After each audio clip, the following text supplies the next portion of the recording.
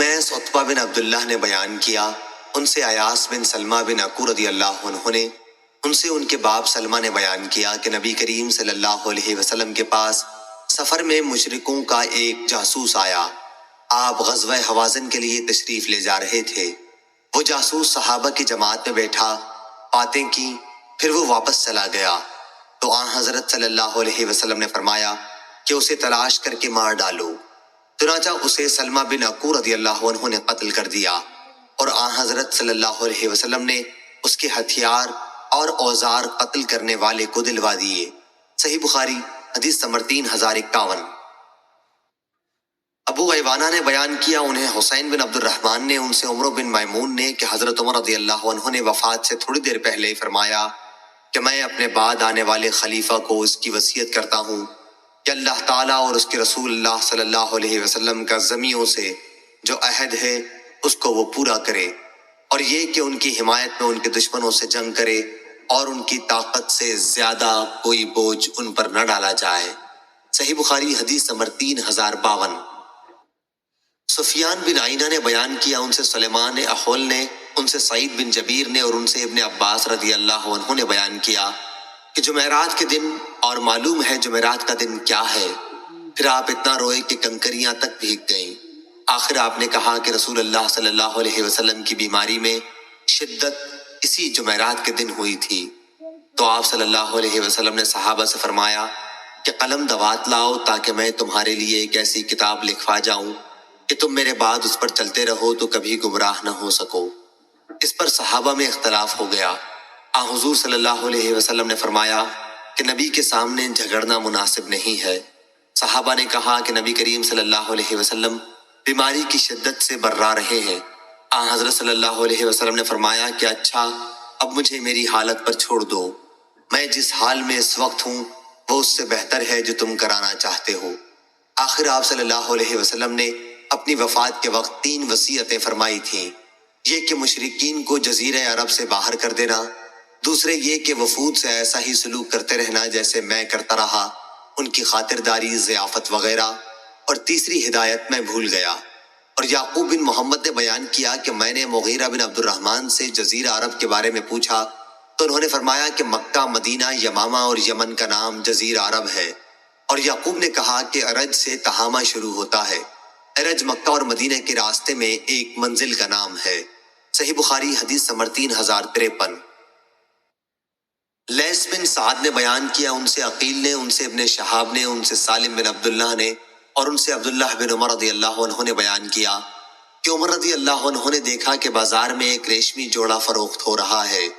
پھر اسے وہ رسول اللہ صلی اللہ علیہ وسلم کی خدمت میں لائے اور عرض کیا، یا رسول اللہ، یہ جوڑا آپ خرید لیں اور عید اور وفود کی ملاقات پر اس سے اپنی زیبائش فرمایا کریں۔ حضرت صلی اللہ علیہ وسلم نے فرمایا، یہ ان لوگوں کا لباس ہے جن کا آخرت میں کوئی حصہ نہیں، یا آپ نے یہ جملہ فرمایا، اسے تو وہی لوگ پہن سکتے ہیں جن کا آخرت میں کوئی حصہ نہیں۔ پھر اللہ نے جتنے دنوں چاہا حضرت عمر رضی اللہ عنہ خاموش رہے۔ پھر جب ایک دن رسول اللہ صلی اللہ علیہ وسلم نے ان کے پاس ایک ریشمی جبہ بھیجا تو حضرت عمر رضی اللہ عنہ اسے لے کر خدمت نبوی میں حاضر ہوئے اور عرض کیا، یا رسول اللہ، آپ صلی اللہ علیہ وسلم نے تو یہ فرمایا تھا کہ ان کا لباس ہے جن کا آخرت میں کوئی حصہ نہیں۔ یا عمر نے آپ کی بات اس طرح دہرائی کہ اسے وہی لوگ پہن سکتے ہیں جن کا آخرت میں کوئی حصہ نہیں، اور پھر آپ صلی اللہ علیہ وسلم نے یہی میرے پاس ارسال فرما دیا۔ اس پر آپ نے فرمایا کہ میرے بھیجنے کا مقصد یہ تھا کہ تم اسے بیچ لو، یا فرمایا کہ اس سے اپنی کوئی ضرورت پوری کر سکو۔ صحیح بخاری حدیث نمبر 3054۔ معمر نے خبر دی، انہیں زہری نے، انہیں سالم بن عبداللہ نے اور انہیں عبداللہ بن عمر رضی اللہ عنہ نے خبر دی کہ نبی کریم صلی اللہ علیہ وسلم کے ساتھ صحابہ کی ایک جماعت جن میں حضرت عمر رضی اللہ عنہ بھی شامل تھے، ابن سیاد یہودی لڑکا کے یہاں جا رہی تھی۔ آخر بنو مغالہ ایک انصاری قبیلے کے ٹیلوں کے پاس بچوں کے ساتھ کھیلتے ہوئے اسے ان لوگوں نے پا لیا۔ ابن سیاد بالغ ہونے کے قریب تھا، اسے رسول کریم صلی اللہ علیہ وسلم کی آمد کا پتہ نہیں ہوا۔ حضرت صلی اللہ علیہ وسلم نے اس کے قریب پہنچ کر اپنا ہاتھ اس کی پیٹھ پر مارا اور فرمایا، کیا تو اس کی گواہی دیتا ہے کہ میں اللہ کا رسول ہوں؟ ابن سیاد نے آپ کی طرف دیکھا اور پھر کہنے لگا، ہاں میں گواہی دیتا ہوں کہ آپ ان پڑھوں کے نبی ہیں۔ اس کے بعد اس نے حضرت صلی اللہ علیہ وسلم سے پوچھا، کیا آپ گواہی دیتے ہیں کہ میں اللہ کا رسول ہوں؟ آپ نے اس کا جواب صرف اتنا دیا کہ میں اللہ اور اس کے سچے انبیاء پر ایمان لایا۔ پھر حضرت صلی اللہ علیہ وسلم نے دریافت فرمایا، تو کیا دیکھتا ہے؟ اس نے کہا کہ میرے پاس ایک خبر سچی آتی ہے اور دوسری جھوٹی بھی۔ حضرت صلی اللہ علیہ وسلم نے اس پر فرمایا کہ حقیقت حال تجھ پر مشتبہ ہو گئی ہے۔ حضرت صلی اللہ علیہ وسلم نے اس سے فرمایا، اچھا میں نے تیرے لیے اپنے دل میں ایک بات سوچی ہے، بتا وہ کیا ہے؟ ابن سیاد بولا کہ دھواں۔ حضور اکرم صلی اللہ علیہ وسلم نے فرمایا، ذلیل ہو کمبخت، تو اپنی حیثیت سے آگے نہ بڑھ سکے گا۔ حضرت عمر رضی اللہ عنہ نے عرض کیا، یا رسول اللہ مجھے اجازت ہو تو میں اس کی گردن مار دوں، لیکن حضرت صلی اللہ علیہ وسلم نے فرمایا، اگر یہ وہی دجال ہے تو تم اس پر قادر نہیں ہو سکتے، اور اگر دجال نہیں ہے تو اس کی جان لینے میں کوئی خیر نہیں۔ صحیح بخاری حدیث نمبر 3055۔ عبداللہ بن عمر رضی اللہ عنہ نے بیان کیا کہ ایک مرتبہ ابی ابن کعب رضی اللہ عنہ کو ساتھ لے کر حضرت صلی اللہ علیہ وسلم اس کھجور کے باغ میں تشریف لائے جس میں ابن سیاد موجود تھا۔ جب آپ صلی اللہ علیہ وسلم باغ میں داخل ہو گئے تو کھجور کے تنوں کی آڑ لیتے ہوئے آپ صلی اللہ علیہ وسلم آگے بڑھنے لگے۔ آپ چاہتے یہ تھے کہ اسے آپ کی موجودگی کا احساس نہ ہو سکے اور آپ اس کی باتیں سن لیں۔ ابن سیاد اس وقت اپنے بستر پر ایک چادر اوڑھے پڑا تھا اور کچھ گنگنا رہا تھا۔ اتنے میں اس کی ماں نے حضور صلی اللہ علیہ وسلم کو دیکھ لیا کہ آپ کھجور کے تنوں کی آڑ لے کر آگے آ رہے ہیں، اور اسے آگاہ کر دیا کہ اے صاف، یہ اس کا نام تھا۔ ابن سیاد یہ سنتے ہی اچھل پڑا۔ حضرت صلی اللہ علیہ وسلم نے فرمایا، اگر اس کی ماں نے اسے یوں ہی رہنے دیا ہوتا تو حقیقت کھل جاتی۔ صحیح بخاری حدیث نمبر 3056۔ عبداللہ بن عمر رضی اللہ عنہ نے بیان کیا کہ نبی کریم صلی اللہ علیہ وسلم نے صحابہ کو خطاب فرمایا۔ آپ نے اللہ تعالیٰ کی ثنا بیان کی جو اس کی شان کے لائق تھی، پھر دجال کا ذکر فرمایا اور فرمایا کہ میں بھی تمہیں اس کے فتنوں سے ڈراتا ہوں۔ کوئی نبی ایسا نہیں گزرا جس نے اپنی قوم کو اس کے فتنوں سے نہ ڈرایا ہو۔ نوح علیہ السلام نے بھی اپنی قوم کو اس سے ڈرایا تھا، لیکن میں اس کے بارے میں تم سے ایک ایسی بات کہوں گا جو کسی نبی نے اپنی قوم سے نہیں کہی، اور وہ بات یہ ہے کہ دجال کانا ہوگا اور اللہ تعالیٰ اس سے پاک ہے۔ صحیح بخاری حدیث نمبر 3057۔ معمر نے خبر دی، انہیں زہری نے، انہیں علی بن حسین نے، انہیں عمر بن عثمان بن عفان رضی اللہ عنہ نے، اور ان سے اسامہ بن زید رضی اللہ عنہ نے بیان کیا کہ میں نے حجۃ الوداع کے موقع پر عرض کیا، یا رسول اللہ کل آپ مکے میں کہاں قیام فرمائیں گے؟ آپ صلی اللہ علیہ وسلم نے فرمایا، اجی عقیل نے ہمارے لیے کوئی گھر چھوڑا ہی کب ہے؟ پھر فرمایا کہ کل ہمارا قیام خیف بنی کنانہ کے مقام محسب میں ہوگا جہاں پر قریش نے کفر پر قسم کھائی تھی۔ واقعہ یہ ہوا تھا کہ بنی کنانہ اور قریش نے یہیں پر بنی ہاشم کے خلاف اس بات کی قسمیں کھائی تھی کہ نہ ان سے خرید و فروخت کی جائے اور نہ انہیں اپنے گھروں میں آنے دیں۔ زہری نے کہا کہ خیف وادی کو کہتے ہیں۔ صحیح بخاری حدیث نمبر 3058۔ امام مالک نے بیان کیا، ان سے زید بن اسلم نے، ان سے ان کے والد نے، کہ عمر بن خطاب رضی اللہ عنہ نے ہنی نامی اپنے ایک غلام کو سرکاری چراگاہ کا حاکم بنایا تو انہیں یہ ہدایت کی، اے ہنی، مسلمانوں سے اپنے ہاتھ روکے رکھنا، ان پر ظلم نہ کرنا، اور مظلوم کی بد دعا سے ہر وقت بچتے رہنا کیونکہ مظلوم کی دعا قبول ہوتی ہے۔ اور ہاں، ابن عوف اور ابن عفان اور ان جیسے امیر صحابہ کے مویشیوں کے بارے میں تجھے ڈرتے رہنا چاہیے، یعنی ان کے امیر ہونے کی وجہ سے دوسرے غریبوں کے مویشیوں پر چراگاہ میں انہیں مقدم نہ رکھنا، کیونکہ اگر ان کے مویشی ہلاک بھی ہو جائیں گے تو یہ رؤسا اپنے کھجور کے باغات اور کھیتیوں سے اپنی معاش حاصل کر سکتے ہیں، لیکن گنے چنے اونٹوں اور گنی چنی بکریوں کا مالک غریب کہ اگر اس کے مویشی ہلاک ہو گئے تو وہ اپنے بچوں کو لے کر میرے پاس آئے گا اور فریاد کرے گا، یا امیر المومنین، یا امیر المومنین، ان کو پالنا تیرا باپ نہ ہو تو کیا میں انہیں چھوڑ دوں گا؟ اس لیے پہلے ہی سے ان کے لیے چارے اور پانی کا انتظام کر دینا۔ میرے لیے اس سے زیادہ آسان ہے کہ میں ان کے لیے سونے چاندی کا انتظام کروں، اور خدا کی قسم وہ اہل مدینہ یہ سمجھتے ہوں گے کہ میں نے ان کے ساتھ زیادتی کی ہے، کیونکہ یہ زمینیں انہی کی ہیں۔ انہوں نے جاہلیت کے زمانے میں اس کے لیے لڑائیاں لڑی ہیں، اور اسلام لانے کے بعد بھی ان کی ملکیت کو بحال رکھا گیا ہے۔ اس ذات کی قسم جس کے ہاتھ میں میری جان ہے، اگر وہ اموال، گھوڑے وغیرہ نہ ہوتے جن پر جہاد میں لوگوں کو سوار کرتا ہوں، تو ان کے علاقوں میں ایک بالشت زمین کو بھی چراگاہ نہ بناتا۔ صحیح بخاری حدیث نمبر 3059۔ سفیان نے بیان کیا، ان سے عامش نے، ان سے ابو وائل نے، اور ان سے حضرت حذیفہ رضی اللہ عنہ نے بیان کیا کہ رسول کریم صلی اللہ علیہ وسلم نے فرمایا، جو لوگ اسلام کا کلمہ پڑھ چکے ہیں ان کے نام لکھ کر میرے پاس لاؤ۔ چنانچہ ہم نے 1500 مردوں کے نام لکھ کر آپ صلی اللہ علیہ وسلم کی خدمت میں پیش کیے، اور ہم نے آن حضرت صلی اللہ علیہ وسلم سے عرض کیا، ہماری تعداد 1500 ہو گئی ہے، اب ہم کو کیا ڈر ہے؟ لیکن تم دیکھ رہے ہو کہ آن حضرت صلی اللہ علیہ وسلم کے بعد ہم فتنوں میں اس طرح گر گئے کہ اب مسلمان تنہا نماز پڑھتے ہوئے بھی ڈرنے لگا ہے۔ ہم سے عبدان نے بیان کیا، ان سے ابو حمزہ نے اور ان سے عامش نے مذکورہ بالا سند کے ساتھ کہ ہم نے 500 مسلمانوں کی تعداد لکھی، 1000 کا ذکر اس روایت میں نہیں ہوا۔ اور ابو معاویہ نے اپنی روایت میں یوں بیان کیا کہ 600 سے 700 تک۔ صحیح بخاری حدیث نمبر 3060۔ سفیان نے بیان کیا، ان سے ابن جریج نے، ان سے عمرو بن دینار نے، ان سے ابو معبد نے، اور ان سے عبداللہ بن عباس رضی اللہ عنہ نے بیان کیا کہ ایک شخص نبی کریم صلی اللہ علیہ وسلم کی خدمت میں حاضر ہوا اور عرض کیا، یا رسول اللہ، میرا نام فلاں جہاد میں جانے کے لیے لکھا گیا ہے، ادھر میری بیوی حج کرنے جا رہی ہے۔ آپ صلی اللہ علیہ وسلم نے فرمایا کہ پھر جا اور اپنی بیوی کے ساتھ حج کرا۔ صحیح بخاری حدیث نمبر 3061۔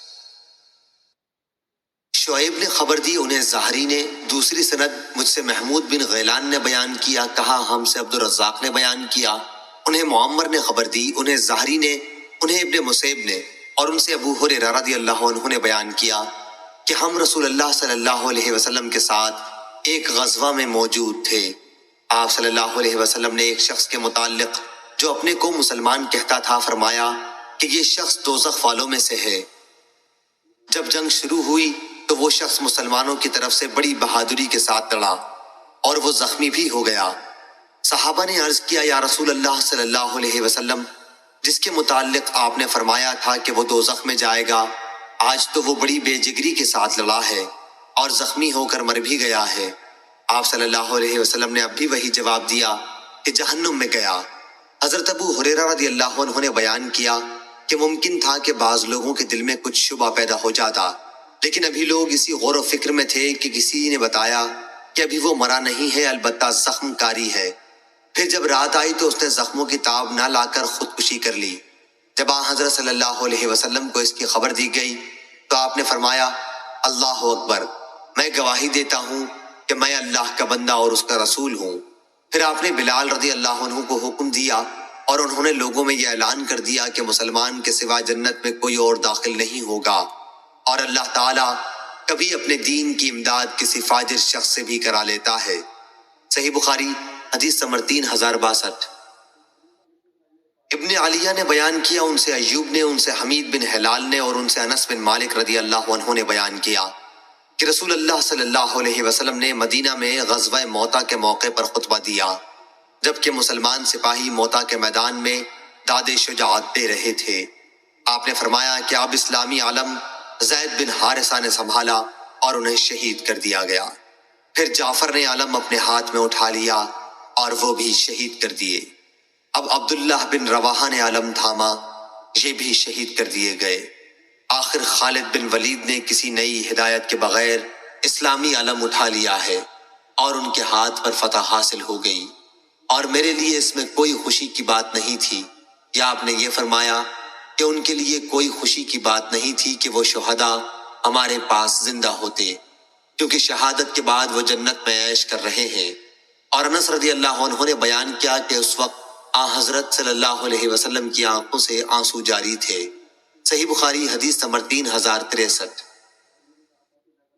سہل بن یوسف نے بیان کیا، ان سے سعید بن ابی عروبہ نے، ان سے قتادہ نے، اور ان سے انس رضی اللہ عنہ نے کہ نبی کریم صلی اللہ علیہ وسلم کی خدمت میں رعل، ذکوان، اسیہ اور بنو لحیان قبائل کے کچھ لوگ آئے اور یقین دلایا کہ وہ لوگ اسلام لا چکے ہیں، اور انہوں نے اپنی کافر قوم کے مقابل امداد اور تعلیم و تبلیغ کے لیے آپ سے مدد چاہی۔